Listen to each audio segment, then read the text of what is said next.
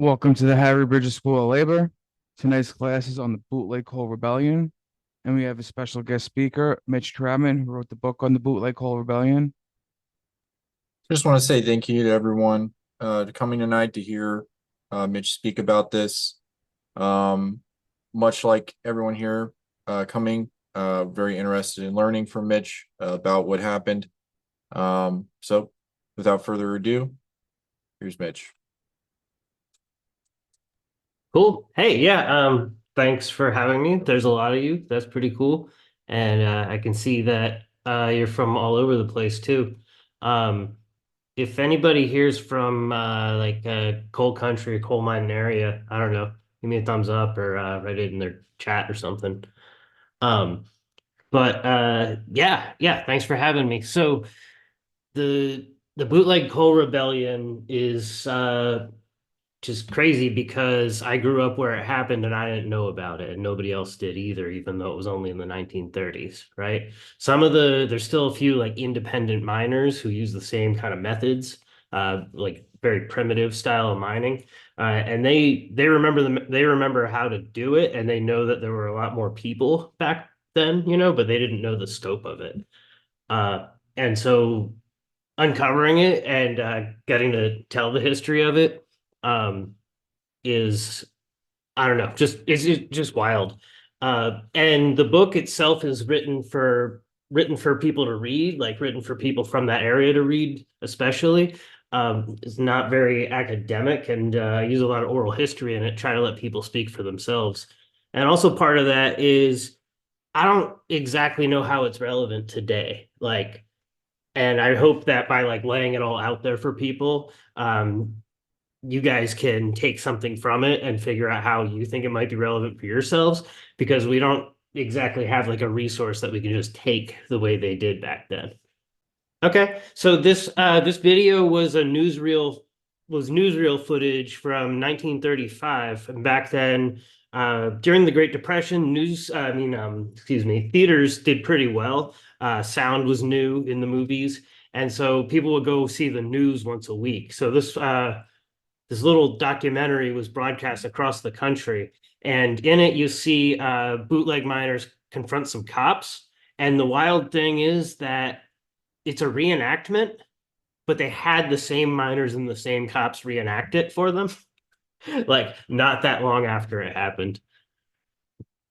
But it gives a good feel.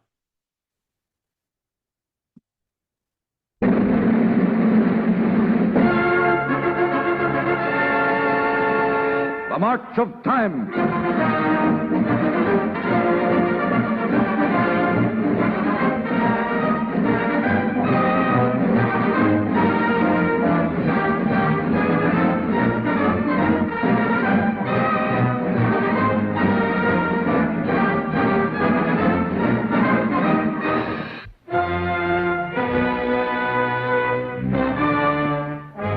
In 6 small counties in Pennsylvania lie billions of tons of unmined coal. Almost all the anthracite in the United States today. For nearly 10 years, most of the mines have been shut down, their miners jobless. Yet today, the hard coal towns of Pennsylvania are not bankrupt. Stores stay open late, cars crowd the streets, the mining people are decently dressed. Long before federal and state governments began handing out billions of dollars for relief, these people found a way to help themselves. What keeps them self-supporting is a continuous procession of motor trucks, rumbling day and night out of the mountains. In these trucks are thousands of tons of bootleg coal, stolen from the shut-down mines.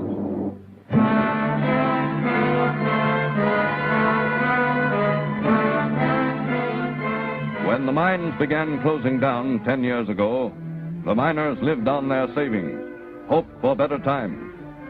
As the abandoned collieries crumbled into ruins, the miners faced starvation.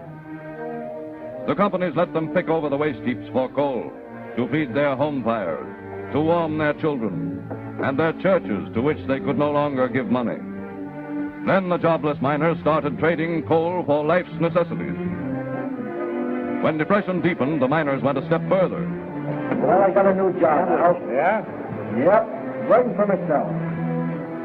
$3 a day. On their abandoned properties, companies posted trespass warnings, but the miners pushed past them, dug out coal from the hillsides, which they felt owed them a living. At first, they dug furtively. At night, they sold their stolen coal to local merchants who realized that this illegal coal business might keep families alive. Today, the business of stealing coal has become a community enterprise.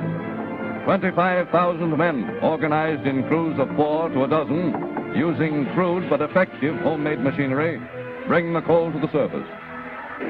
Other workers, young and old, prepare it for market, for sale in New York, Baltimore, Washington, as far north as Boston, for $2 or $3 less per ton than legally mined coal. Though the industry now grosses $50 million a year, the bootleggers firmly believe they are only taking what belongs to them.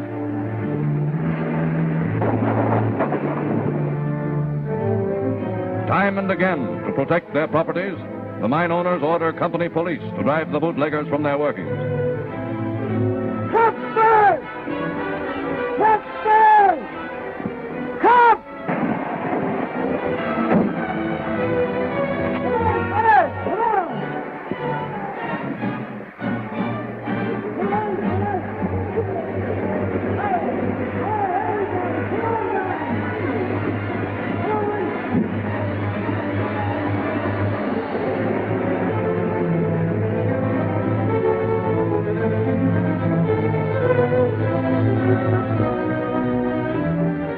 Well, how about it, fellas? Are you coming out of there peacefully?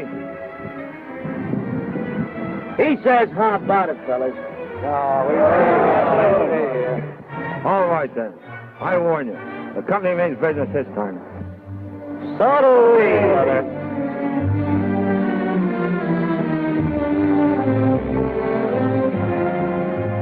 When the police fail and local courts refuse to interfere, the company sends men with dynamite to blast the bootleg holes.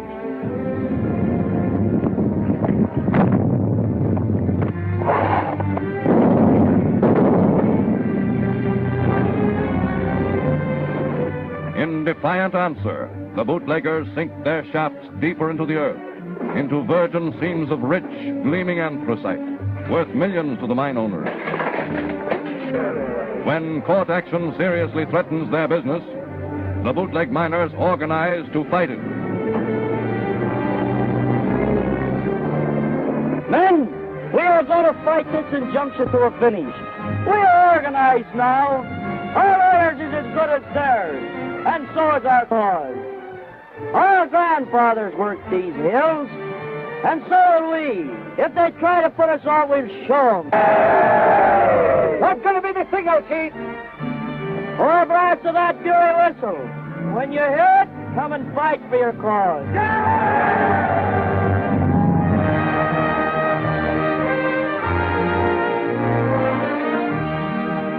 Asked to mediate, journalist Joe Agor brings about an agreement between the bootleggers and the owners of one mine company.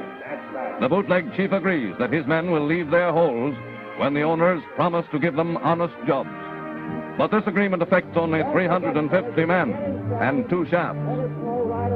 As the trucks of the 25,000 remaining bootleggers continue to rumble out of the hills, Pennsylvania waits to see if the Shamokin settlement will lead the way out of the most menacing industrial crisis in the United States today.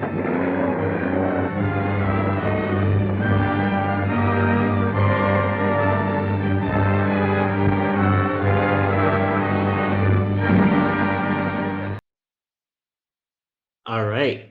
There you have it. I feel like that explains the whole thing in a nutshell a lot better than just talking about it can. If you guys have any, I guess, specific questions, throw them in the chat, and obviously we'll get to regular questions later. When I think of bootlegging, I think of smuggling liquor. Why were the rebellions called bootleg coal mining or bootleg rebellion? Yeah, this is at the tail end of Prohibition. It ends, actually, this video comes out 2 years after Prohibition's over. But back then, just anything illegal they called bootleg. Like if you were selling milk without paying your taxes on it, that was bootleg milk, you know? So it was just the shorthand for everything. I want to thank Mitch. Actually, thank you personally for bringing this to our attention. I have gotten my degree in labor history. I never heard of this. Mhm. Never heard of this. If I didn't hear about it and it was my specialty, how many of the majority of people have never heard? So I want to thank you just for bringing this to my attention. On a second question, it's interesting. On their own, they got together and they formed something without the boss. They didn't need the boss. They did it on their own. All they needed was their labor. And they did it. I find that very interesting. Thank you, Mitch, again. Yeah, absolutely. And to your first thing, it gets half a line in the People's History of the United States, but otherwise there wasn't something really written on it. Yeah, I was interested. How long were they able to sustain that bootlegging? Yeah, so it kind of, I mean, it was going on well before the Depression started. It really kicks off in like 1930 on a big level, and then by 1934 is when they start forming their unions and being very public about it, doing it in broad daylight. And they basically keep it going until World War II and the draft starts and defense industry reopens because they're all technically unemployed, right? And then I stopped the book there because you have to stop at some point. But after World War II was over, a lot of people did come back and bootleg, but it was not as big as it had been before the war, you know? And basically, people kept it up until the 70s. And by that point, everybody was one way or another legalized, you know, had like a lease or something like that to use the land they were on. Largely because it had been abandoned by the companies. Hey, wow. Yeah, so I'm not from here. I didn't grow up in the area, but I've been living in Philadelphia for 4 years, and I just earlier this year worked a job that was a little east of Shamokin. And it doesn't, like, after having worked up there a little bit of time, this does not seem that difficult even, because I just picked up a piece of coal from like off the ground of my work site. It's like it's still just lying around. So I just wanted to add that it just makes sense that this probably wasn't as hard as it seemed. But to ask the question is like, you kind of already answered it a little bit, but like, how did they get started? Like, who had the bright idea of like, hey, we don't need a boss or something like that? And, you know, I'm going to pick up the book sometime, but if you could just give the short answer to that question, I'd appreciate it. Yeah, there isn't exactly a short answer because I can't find the origin because it went back before people were taking note of what the miners were even doing with their time, you know? So in the strike in 1902, they were definitely bootlegging coal, and it was a strike tactic. So when and 1902 was the first time in the anthracite, which is a specific kind of coal that's only in the US, it's only in Pennsylvania. They were able to organize the entire industry and shut down the entire thing starting in 1902 and then many times after that. And so when they would go on strike, the miners, without, like, the union didn't organize it, the miners would just go into the same company mines anyway, but take all the coal for themselves. And there's a lot of wild stories. Some of them make it into the book about people like going and operating strip mine machinery at night when the company's not around, stuff like that. And then it was sort of like once the company started closing down, that led to this.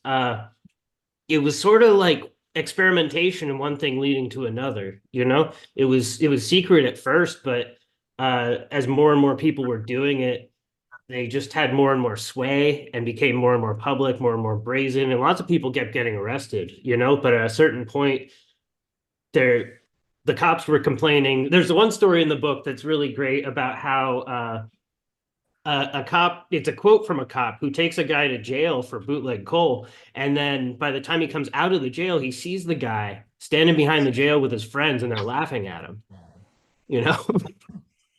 Because the jail just let him right out the back. But Oh, also they gave him some food. They fed him and let him out the back. Yeah, thank you so much again, Mitch. This is really wonderful. The book is great. I think everybody should read it. It's very inspirational for the movement. I'm wondering if you want to just set the stage a little bit and talk about how, the energy market was shifting into oil, and why anthracite in particular was so why that was bootlegged and not bituminous, and how the railroads and the monopolies, all that function, and why it was cheaper. It was part of their business strategy to basically keep these mines non-productive. If you could, touch on all that. Yeah, and it was really hard to puzzle this out because since the industry collapsed, which in Northeast Pennsylvania, it collapsed long before it did in like West Virginia. It was just on a different timeline. Things happened a lot sooner. And I've heard it argued that it was like the first massive deindustrialization in the US, but I don't know that that's true. I think like the Manhattan textile mills might have collapsed first. But anyway, yeah, so the whole thing was owned by the whole thing was run by 10 companies who were all one way or another owned by JP Morgan, who also owned the rail lines, also owned US Steel, a bunch of other things. And they had gotten hit with a bunch of antitrust stuff in the 20s. And so they had formed, I think I have a link to this if anybody wants to nerd on it, but they formed what they called an interlocking directorate. So they sold off the company. It was no longer a monopoly, but there were something like 40 or 50 different companies who all shared boards of directors members, And so it was this really convoluted thing and really hard to pin down what was actually going on. And the miners had their theories from what they saw on the ground, that they were, and this is what it ended up being, is JP Morgan wanted out of anthracite coal. At its peak is when they seem to have decided to get out of it, because they saw the writing on the wall. World War One was fought with a lot of oil, and at this point, anthracite coal was being used for home heat all up and down the Northeast, which is like the majority of the population of the US at the time. And yeah, so it's being used for home heat. They're also using it for the railroad. They decide they want to get out because it's lucrative now, but it's only going downhill from here. Their plan to get out of it was to mechanize, modernize, and shut down everything that was less productive, but crucially, not sell or lease the land. Because as long as they had a monopoly on the coal lands and they controlled the railroad, so even when there's small companies involved, they controlled the price of the coal. And so if they could shut down all their least productive mines, move everything to mechanized operations, they could keep the price of coal high enough for them to stay in the business as they pulled out of it, which is complicated, but it's how it was working, and it's what people saw on the ground and like believed what was happening at the time. Excuse me. But the home heat thing is critical. And it's why you don't really see this on this scale in, say, West Virginia or somewhere else. I saw somebody here was from Alabama, they have coal mining down there too, and you couldn't really do the same thing. Part of it is the geography, like somebody was saying about Shamokin, like there's a lot of hiding places in the hills, right? And so they could get away with it on that level. But the thing was, it was mostly being used for home heat, so you could go sell it. Like you could just take a load of it somewhere and sell it to somebody. And if you're selling it for $1 or $2 less than company coal, and they're cold and it's the Great Depression, you know what I mean? Like you're in business. Whereas if you're dealing with bituminous coal, which you can't really use for home heat unless you're very desperate, it a lot more sulfur and stuff like that in it. Like if you were to bootleg mine that, which people did, they called them dog holes, I think. But if you were to like try to sell that, who are you going to sell it to? The railroad? That's not going to work out. And so the bootleg miners, they started, the video makes it a little romantic, but they started kind of small and got bigger and bigger. And people started buying trucks and going to, I mean, places outside the region where they knew somebody, but then they kept expanding and just going to places where they didn't know anybody. And literally were knocking on doors saying, hey, we got coal, $2 less than company coal. Who wants it? And building up like a customer base that way. And then the really fascinating thing to me is that the opposite flow happened where people from Baltimore, Philly, New York were driving trucks to the coal region and driving around the coal hills looking for bootleg miners. And the bootleg miners would often take like the youngest kid in their family, and their job was to stand on the road at night and flag down truckers. And actually, a lot of black truckers got involved, particularly from Baltimore, making the connection in that way. Yeah, I think I think that kind of covers it. Also, like people there hated the companies and were being abandoned by the companies. And so Reading Anthracite was the biggest one, right? Reading Anthracite, in some towns, they own the electric grid. They did all the street repair. They own the water system, you know? And when they shut down their mines, they shut down all of that too. And so there was no more patronage going on. There's no more, oh, our small town mayor owes them favors to get the roads repaired. You know, that was gone.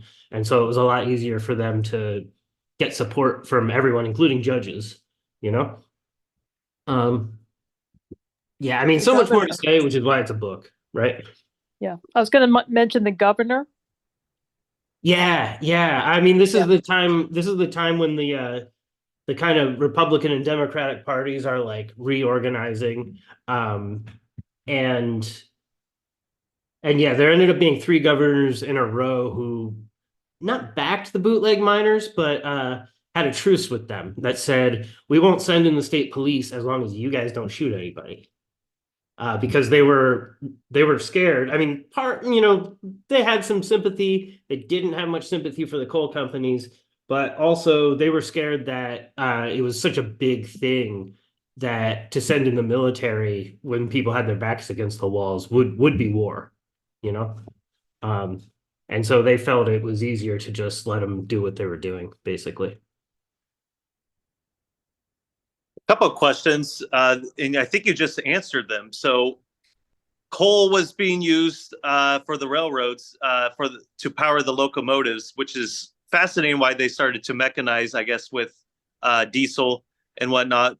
It kind of reminds me, I think a lot of us in the US are told, oh, hemp, the reason why hemp is illegal was because I guess like paper mill companies wanted to tie it to like marijuana or something like that.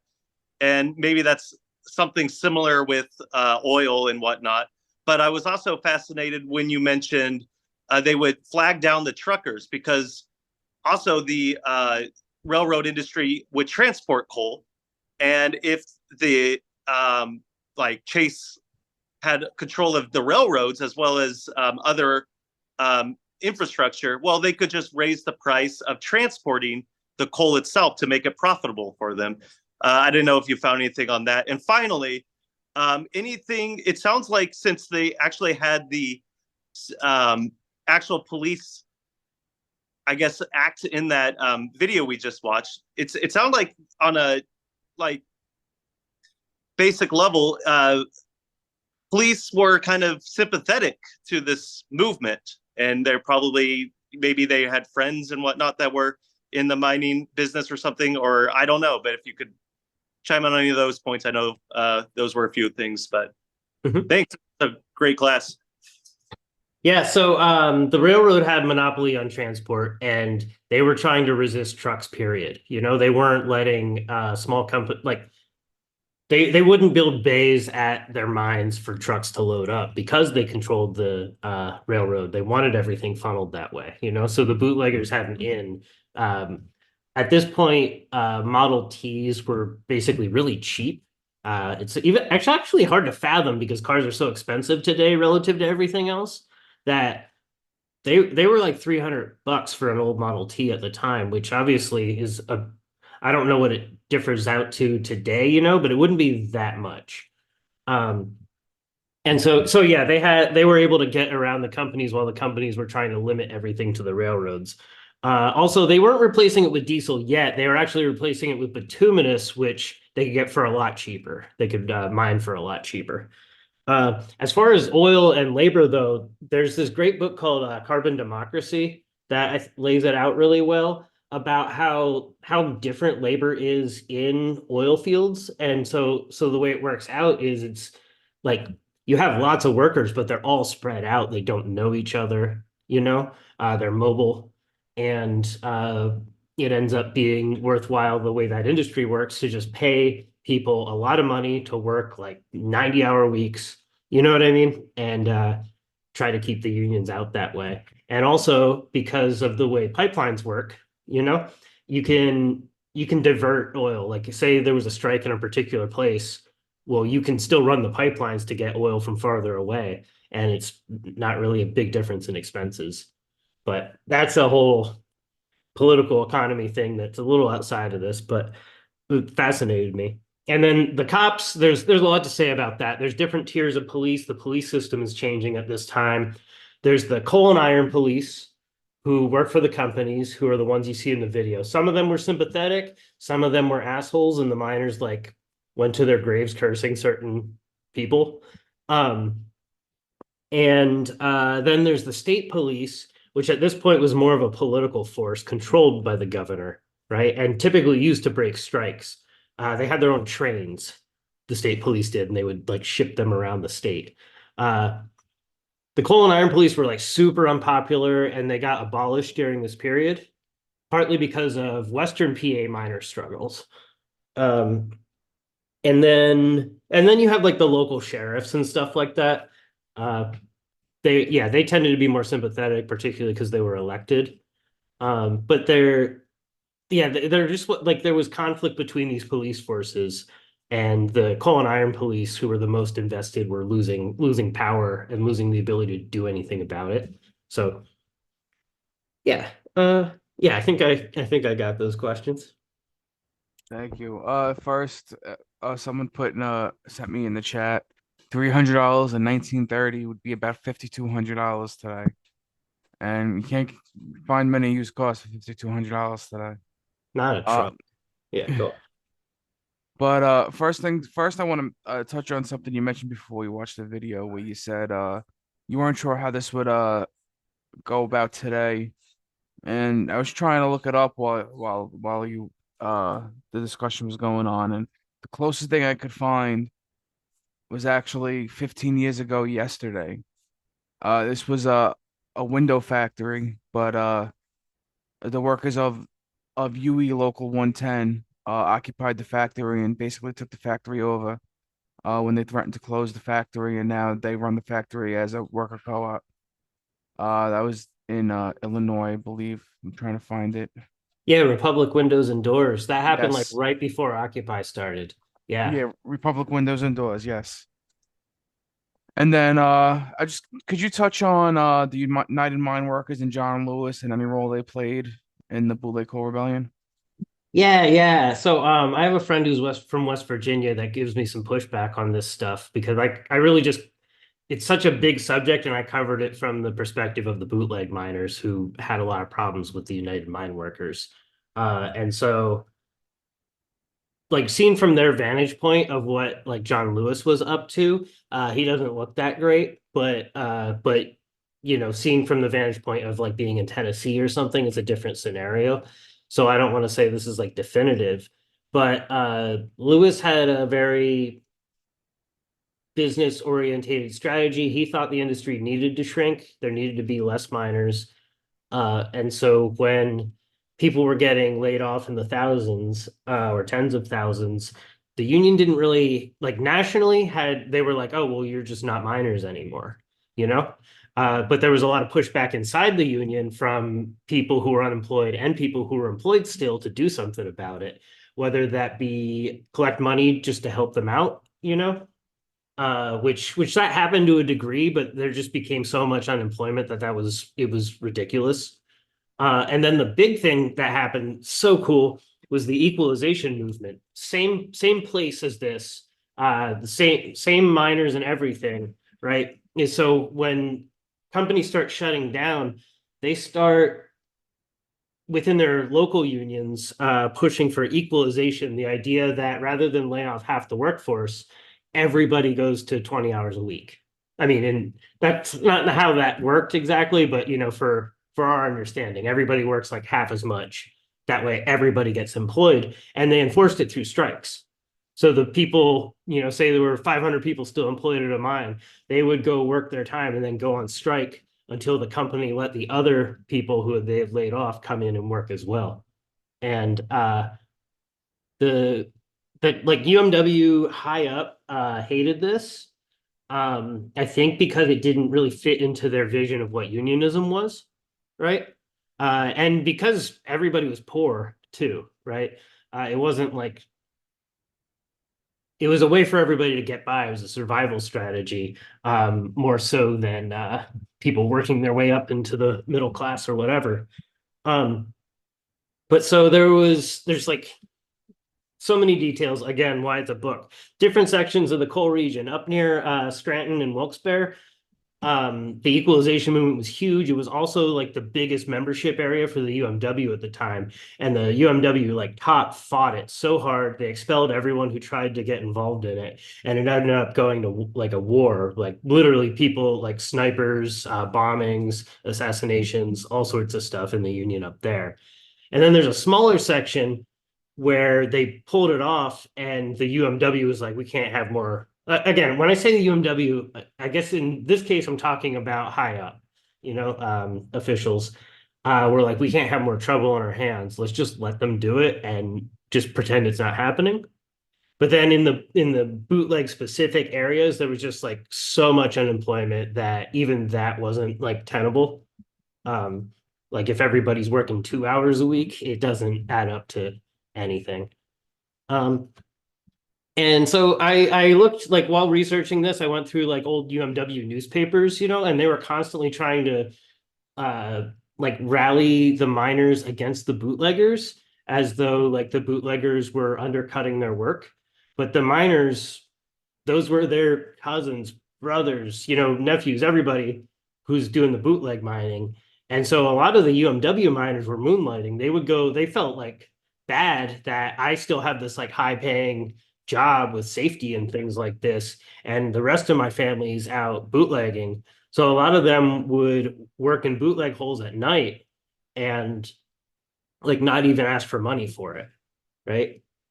And the companies hated nobody more than like the employed miners who were also bootlegging.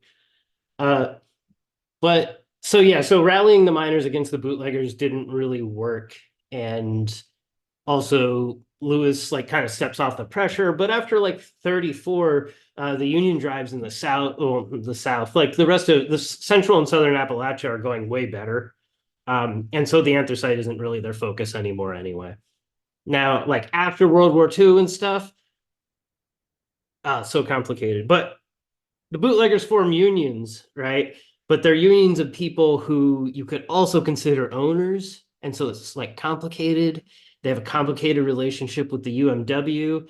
And after the war, the bootleggers see themselves as independents, and things just got worse, like the relationship between them and the UMW over time. Yeah, that's a whole. Some people, like some local people, ask me to write a sequel that's about that, but I think somebody else needs to do that. Yeah, it kind of makes you wonder how much this played into the UMW going away from the craft union mindset later on with the drive for the CIO. And then, as you touch on, a lot of these bootleggers saw themselves as independents. You almost see a similarity with the truckers later on when you get into the 70s and 80s with the passing of deregulation of the trucking industry. Yeah, that's a great comparison. Yeah. Also, like through the Depression, though, a lot of these bootleggers are still paying their UMW dues too. So they were technically members, but. Yeah, I was wondering if you could touch briefly on the role of women, specifically Big Mary, one of my favorites in the book. And then also, would you call the Battle of Donaldson sort of the like Battle of Blair Mountain for this particular place? Those are good questions. So the first one is like, so in the mines, only men were doing coal mining, right? But when they started bootlegging, it really dissolved the lines between home and workplace, right? When are you on the clock or off the clock, things like that. And so whole families were involved. A lot of women were involved. Like most often, they would work on the surface, maybe sizing coal, breaking it, pulling things up, hoisting, stuff like that. But sometimes they would work underground too. And then there were some cases where women were partners. All these, I should say, all these bootleg holes would be typically like 3 to 5 partners, or miners working together, plus their like kids and stuff like that. And there were women who were partners outright. One reason, like one way that happened was if somebody died in the mines, typically their like partnership went to their spouse. And so their spouse would take over and work in the mine, at least until that coal hole, as they called them, was run out. But then there were also some women who were partners and like skilled miners in their own right, just because same shit as everyone else. You know what I mean? Times are tough. There's coal in the ground. I can sell it for money, right? And then the story of Big Mary goes back to 1902 and the big coal strikes. And this is like just repeated constantly throughout coal mining history and unionism in the coal mining industry, is that a lot of times the women were more bold than the men about it. You know, Mother Jones is one of these people who like maybe, you know, like the men are feeling like, oh, I don't know if we can pull this off. And the women are like, get your ass out there. No. And Big Mary was this woman who's described as like marching around barefoot, smoking a pipe, like rallying the women towards the 1902 strike. And it's excellent. I wish there were like more than like one article that was written about her, because she's fascinating. I think she was a woman who ran like a boarding house for miners. Yeah, pretty cool. And then okay, so the Battle of Donaldson. There's about a dozen times where the bootleggers have like a big standoff with coal companies and blow up. I mean, there's more than a dozen times that happens. There's about a dozen times where it ends with the bootleg miners blowing up company equipment, particularly strip mining shovels, like steam shovels. And then Donaldson is like the big one where basically things are so tense that they don't just blow up one, they blow up one and then they like march off to every other shovel they know and start blowing those up too. And it's kind of, along with a lot of other things, it is kind of the end for them though, because it's when the state is like calls off the truce, basically calls in the state police to start enforcing stuff, because there were a lot of people shot, you know. But I compared to the Battle of Blair Mountain, that's a fun question, but I don't know if it's in the same realm. Like there was a lot of impulsivity, you know, and like even the bootleggers had their unions and they like had a association of all the bootleg unions together. But for this, it's not like they called everybody down to Donaldson. You know, this was really the Donaldson miners. And I mean, it'd be fun to think that one out more, but I don't have too good of an answer for it. Yeah, what did, was there any involvement in this by, cross-industry organizations like the IWW? Yeah, so the IWW was before this time, right? And they really didn't have a presence in the areas that turned into the bootleg coal areas. They were more active up in Scranton, Wilkes-Barre area, which, although it's close, is different scenario, different things going on at this time. There's a lot of communists involved, but they're mostly involved because they were coal miners who lost their jobs and started bootlegging coal. And the party had maybe like 50 active members and a lot of unemployed organizing going on at the time. And there are a lot of bootleggers involved in the unemployed organizing, but for maybe obvious reasons, like they wouldn't go out and be like, we're the bootleggers and we say no evictions, like that's not leverage. That's like telling on yourself. But so there's a lot of overlap, but the Communist Party's like view of the bootleggers, or at least the local Communist Party, was seems like these people already found their solution, you know? And they really just doubled down on organizing around evictions, unemployment insurance, things like that, which was really successful. I mean, in terms of mobilizing people in the coal region. And there's the communist organizer who was there through most of the time. Steve Nelson wrote an autobiography that's fascinating, and so got to use a lot of like quotes from him about it. Yeah. There's also the socialists. I forget like which name of the socialist groups were active at the time, but I think there were like two main ones, and they were also doing a lot of unemployed organizing. One of them was, I can't quite remember the name. The ones who like followed like the nonviolent track of some guy who organized the labor school and was very active in Minneapolis. Can't remember the name off the top of my head. And then there were also like some anarchists, but they didn't have organization, you know what I mean? So they pop up in like some notes here and there, but no organized presence that I know of. All right, awesome. I think we got through the hands. Is there anything else you want to touch on, Mitch? I mean, I don't know. Like there's so much to this. I didn't waste words with the book, and it's really fun to share this with all of you. Again, Republic Windows and Doors is like a great example of like how something like that could be relevant, where like they shut that factory down and the workers took it over, first militantly and then legally, right? And I've done a lot of book events in like Pennsylvania. I've done a few in like New York State and stuff. And people want to know like, well, what can we bootleg today? I'm like, if I could tell you, I'd be doing it, But I don't know. It's like there's a level of thinking to it that's like kind of alternative forms of unionism, right?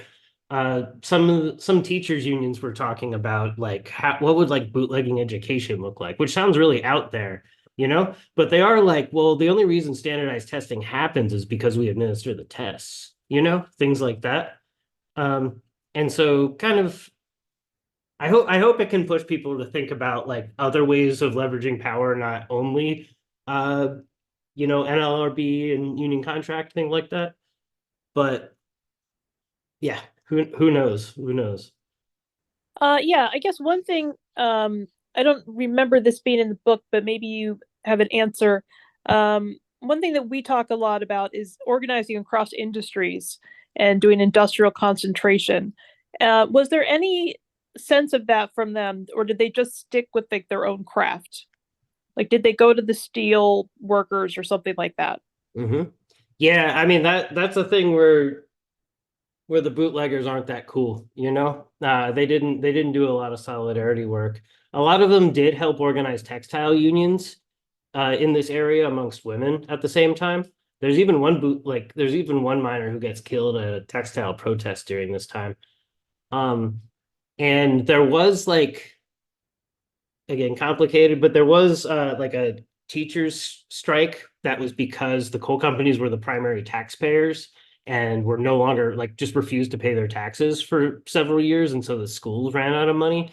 And so there were teacher strikes all over the region, and the bootleggers attempted to like support those, but the teachers, I'm certified as a teacher, so I'm just gonna say like they did that professional unionism crap. You know what I mean? We're like, it'll make us look bad if we use like solidarity, which is unfortunate. But no, the bootleg miners weren't really that.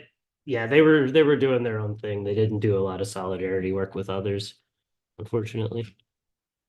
Yeah, so we're talking about the Great Depression and these monopolies that are withholding a necessary resource, their means of heating their house. Was there any pushes to have these coal mines nationalized? Yeah, it's amazing how often that came up back in the day. It was constant, every time there was a dispute in the coal fields because it was everybody's home heat. People felt it immediately. And there was like constantly people in Congress or in Pennsylvania state government pushing for nationalization of the mines. It was being proposed all the time. Obviously, it didn't happen, but yeah, a lot of people who were otherwise conservative didn't see another way out of the situation. So that, yeah, I don't know. That could have been a possibility. History could have gone a different way, right? At least in the video, it mentioned a little bit about how like everybody in the town, at least I guess the bootleggers, were doing fine because they had like decent clothing and stuff like that. This might be like an obvious question, but did the economy like that grew out of this, did it change? Like, was it just as simple as they sold the coal and got more money, or did it get more complicated than that? Like, how did this really affect the local economy, I guess is the question. Yeah, it became the dominant enterprise for sure.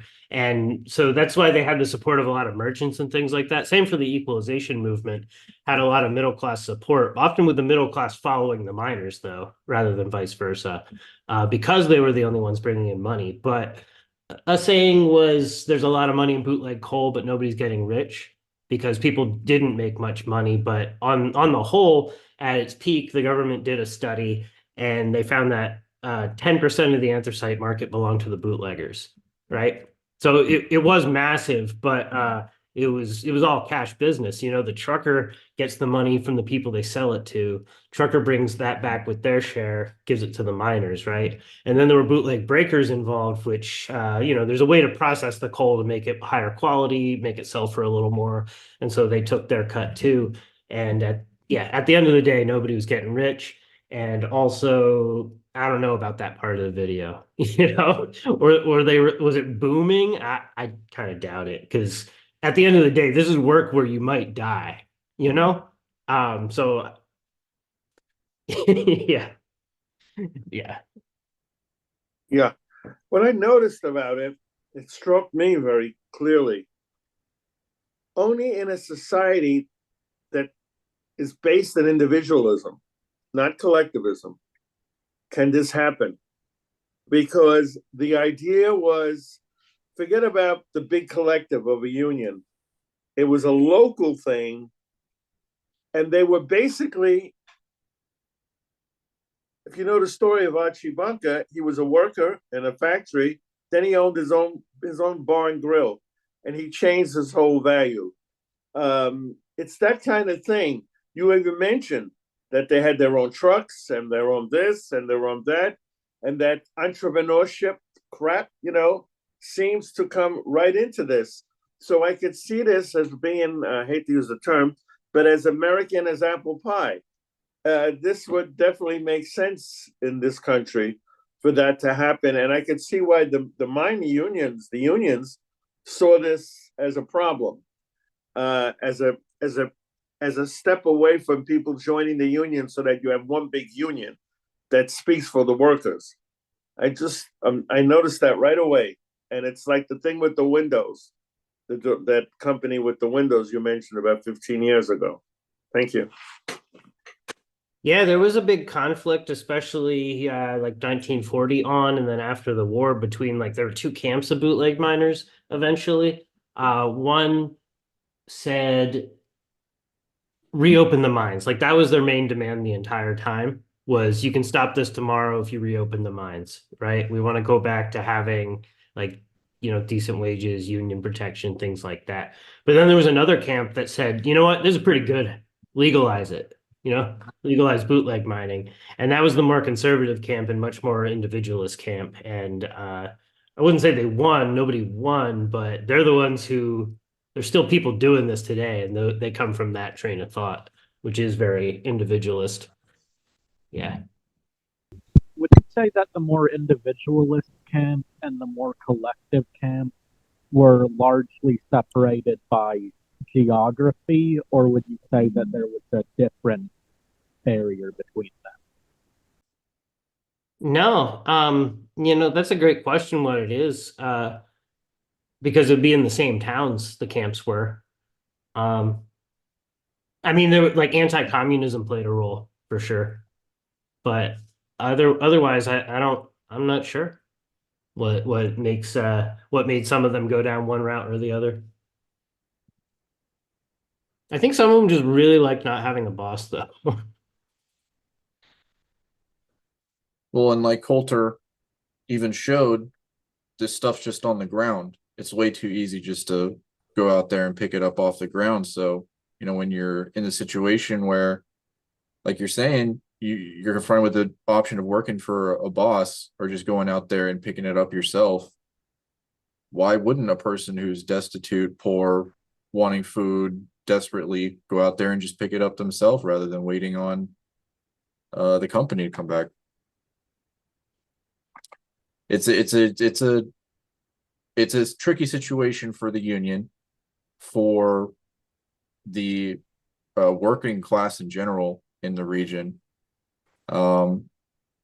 because this is Labor United Educational League. Obviously, we have a more pro view of the union, but obviously, we can recognize that in that situation, there were factors that were kind of making it more difficult for the union to organize. But people have to eat; they have to do what they need to do in order to eat in that situation. Yeah, and the unions of the time, or at least the UMW, wasn't built to handle something like this. They didn't see like unemployment as under their umbrella, and it would have taken something much more creative to handle that for sure. By the way, I looked it up that the socialist groups that were in the coal region at the time were related to A.J. Musty. Right? I don't know if that's a name you guys know, but he was big into labor education as well. Oh yeah, I just wanted to. A.J. Musty was he had an alliance with the Trotskyite movement, very big alliance. He came from a pacifist movement. He was originally a pacifist, and he had general socialist inclinations. That was A.J. Musty. I met him and knew him during the Vietnam period. He lived all the way up to that period, and he was very involved in the war against Vietnam during the 60s. Thank you. Hell yeah. All right. So the time's now 10 o'clock. Is there anything that you'd like to plug before we start to wrap things up, Mitch? Nah, I mean, I wrote a book and you can read it. You can get it from the library if you want. But it is just thanks for having me. And I'm just glad to share. Like there's so much like attitude that was involved in this, and I'm just really glad to share that with people who presumably are active doing other stuff today. So yeah. People should buy your book. You took the time out to write it.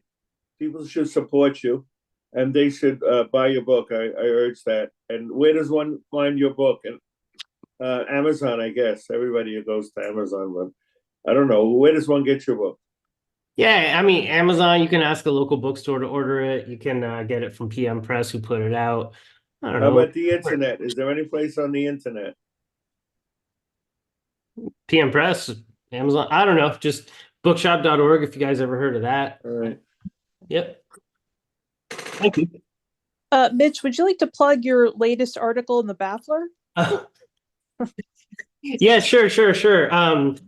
I should pull up a link for that. Thank you for whoever dropped the link to the PM Press website. But yeah, I have a piece that's like online in the Baffler about the same exact area, but something that's going on today is sewage is being trucked from New York and spread on strip mines in the coal region, and it's calling it mine reclamation, and they mix it with like tailings from textile mills and shit like this. And people, like local people, really hate it. But as I looked into it more, thank you for dropping that link. As I looked into it more, though, it's actually this huge national problem that's kind of cropping up now, because in the 80s, sewage was basically burnt. They burnt most of it. But then clean air laws made that too expensive, and so they were landfilling it. For some reason, that's too expensive, and so now there's a nationwide thing of trying to figure out where to stick sewage. And a lot of like old industrial sites end up being that. Also, the Mojave Desert, there was an 80-acre sewage fire recently. Anyway, yeah, it's wild, and I wrote about it in this piece called Out of State, Out of Mind. And I had a hard time when interviewing people to get them to stop talking about bootleg mining and start telling me about the subject at hand. Yeah. All right, thank you, Mitch. Thank you for joining us tonight for the Harry Bridges School of Labor. Next month's class will be on part 2 of the history of this Congress of Industrial Organizations. And that class will take place on Wednesday, January 3rd at 9 p.m. Eastern, repeated on Saturday, January 6th at 7 p.m. Eastern. And you can follow the Labor United Educational League on various social media platforms. You can find us on Twitter or X at Louisville_US, Instagram at Louisville.us, and Facebook at LaborUnited.Louisville. You can also find our website at www.louisville.us, as well as our publication Labor Today at labortoday.louisville.us. And our closeout song is Coal Tattoo by Billy Ed Wheeler.